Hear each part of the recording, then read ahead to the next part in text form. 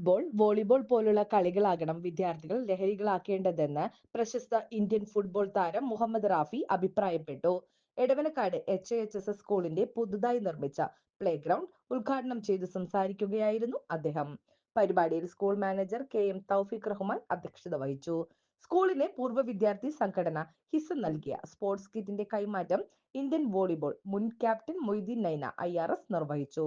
School management കമ്മിറ്റിയായ ഇഷാദുൽ Muslimeen സഭയുടെ ഉപഹാരങ്ങൾ KM തൗഫീഖ് റഹ്മാനും VK Muhammad ഷെരീഫും മുഖ്യാതിഥികൾക്ക് സമ്മാനിച്ചു. HIHS school principal VU Najiya, സഭാ secretary Razak Edavanakkad, treasurer advocate Ajas KS എന്നിവർ പ്രസംഗിച്ചു. School head mistress Noby T Muhammad, PTA president Sirajuddin, Hisa president doctor Abdul Gafoor എന്നിവർ സന്നിഹിതരായിരുന്നു.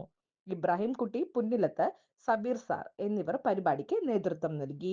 ഉദ്ഘാടന ശേഷം നടന്ന ഫുട്ബോൾ സൗഹൃദ കളിയിൽ സ്കൂളിലെ +1, +2 വിദ്യാർത്ഥികൾ മാറ്റുരച്ചു. News desk, city voice, Vypin.